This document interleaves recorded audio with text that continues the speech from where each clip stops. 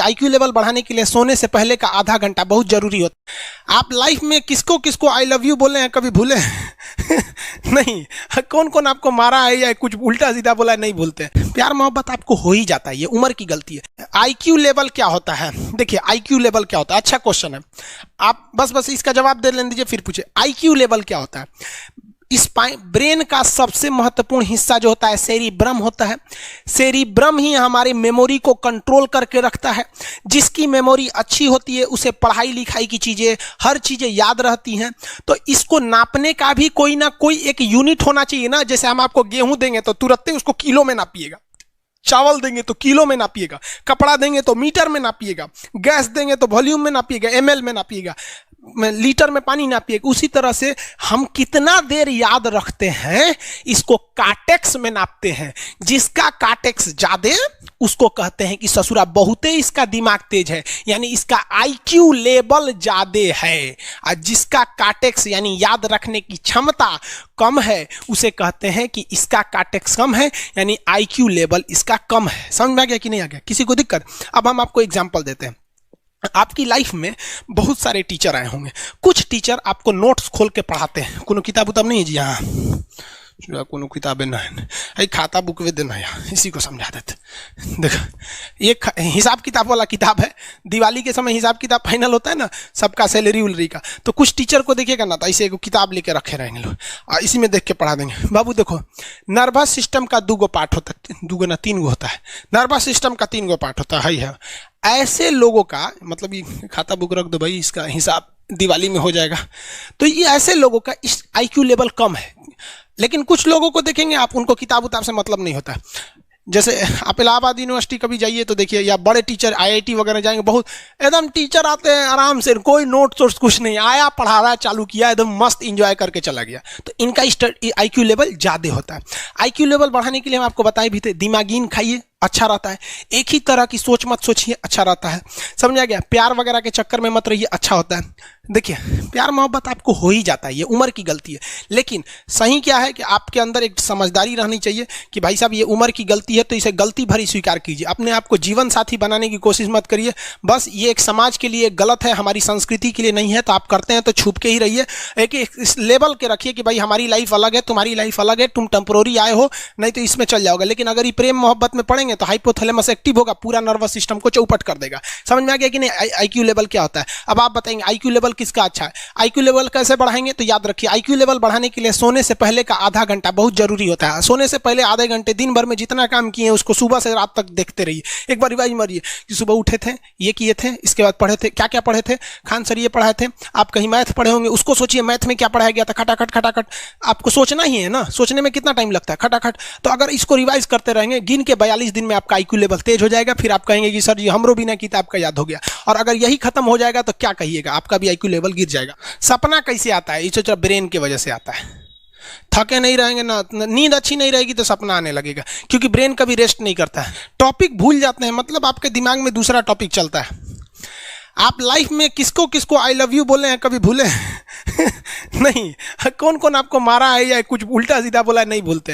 Reason क्या? आप कितनी बार किसी चीज को रिवाइज मारते हैं। 21 दिन के अंदर अगर आपका दिमाग कभी किसी चीज को रिवाइज मार दिया ना तो फिर वो भूलने नहीं देगा अगले 2 महीने तक। यानी हर 21 दिन पे उसको रिवाइज मारते रहिए, मारते रहिए, मारते रहिए। और अगर हर 7 दिन पे मारेंगे ना तो वो एकदम फिक्स हो जाएगा, एकदम फिक्स हो जाएगा।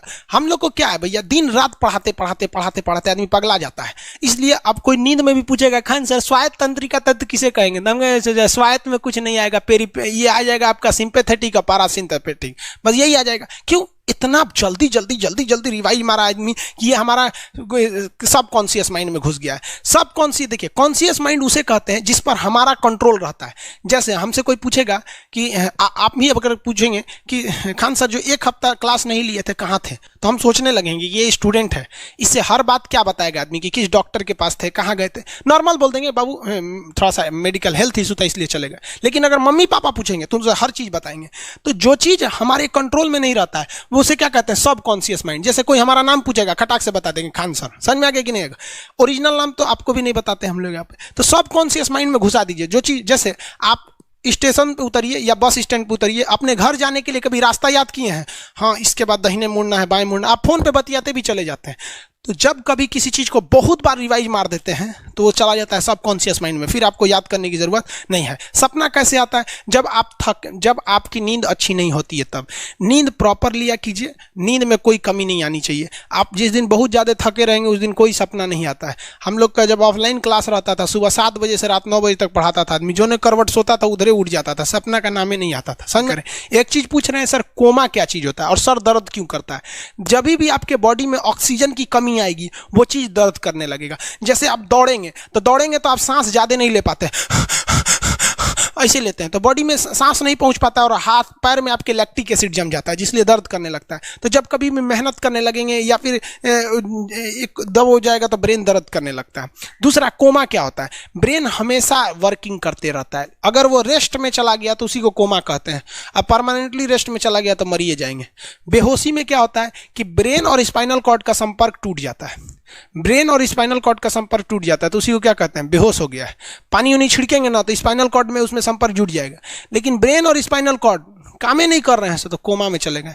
कोमा को हाफ डेथ कहा जाता है, आधा मरा हुआ व्यक्ति है। जो व्यक्ति कोमा में चला जाता है ना, कोई जरूरी नहीं है कि वापस आएगा ही आएगा, लेकिन बेहोश है तो कोई दिक्कत नहीं, पानी फेंकिए मार देगा। उसको कहते हैं लोग बिहार में, लोग दांत लग गया, फीट मार दिया, पानी फेंकिए सही हो जाता है। ये क्या करता है? मोटर नर्व्स, देखिए ये ऑर्डर लेके आता है, ऑर्डर देता है। ये किससे? ब्रेन से ऑर्डर देता है। किसको?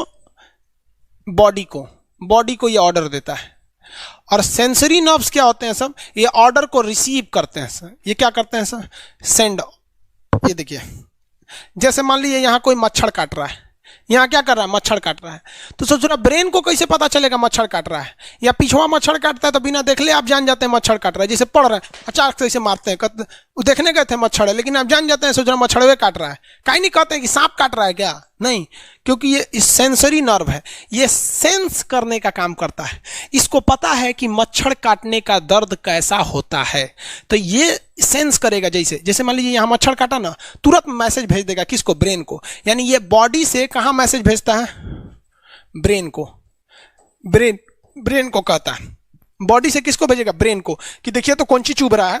तो ब्रेनवा का जो सेरिब्रम है वो करा तो याद है कि मच्छर चुभ रहा है, तो ब्रेन को पता चलेगा सोचा मच्छर चुभ रहा है, तो ब्रेन ऑर्डर देगा किससे? मोटर नर्व से।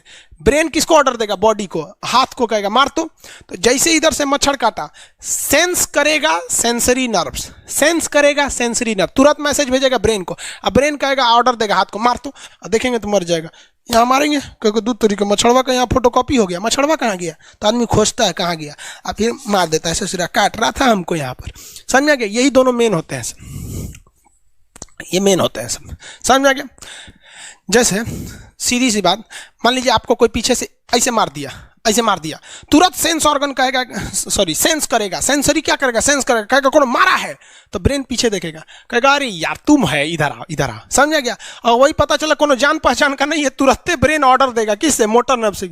जो हम जानते भी नहीं, एक तमाचा धो देंगे उसको, काहे मारा रे। समझ में आ गया कि नहीं आ गया? किसी को दिक्कत? तो बॉडी से ब्रेन में सेंस कराता है, सेंस ऑर्गन, और ऑर्डर देता है मोटर नर्व्स। फालिज मारना सुने? किसी को फालिज मार दिया, सोच रहा वहां का सेंसरी नर्व से खत्म हो जाता है, सेंस से नहीं रह जाता है, तो एंगल लेके घूमता है ऐसे, कौन ची हो गई लो, बाबा के फालिज मार दे लो, मतलब वहां का सेंसरी नर्व्स काम करना छोड़ दिया है, सेंसरी नर्व्स काम करना छोड़ दिया। बुढ़ौती में ही बहुत होता है। अब बताइए, यहाँ पर कहीं मान लीजिए नाखून है, आप नेल कटर से काट रहे हैं, कहीं ज्यादा बकोट लिया हचाक से, तो यहाँ का सेंसरी नर्व कहेगा रे बकलोलवा ज्यादा काट दिया यहाँ पे, तो ये ऑर्डर देगा ए नेल कटर हटा हटा हटा। कभी देखे हैं कैसे छुरा घोंप रहे हैं और घोंपते जा रहे हैं? नहीं, जैसे घोंपेंगे तो सेंसरी सेंस करने के लिए भेज देगा कि देख बकलोलवा अपने को घोंप रहा है, तो ऑर्डर देगा ना, अपने को नहीं ना घोंपा जाता है, दूसरे को घोंप दो। समझ में आ गया? किसी को दिक्कत? ये क्या करता है? Brain to body, motor nerves, brain to body motor nerve, sense करेगा, सेंसरी किसको भेजेगा? ब्रेन को। समझ में आ गया कि नहीं? ऐसे सुना मिक्स नर्व्स हुआ, दोनों काम करता है।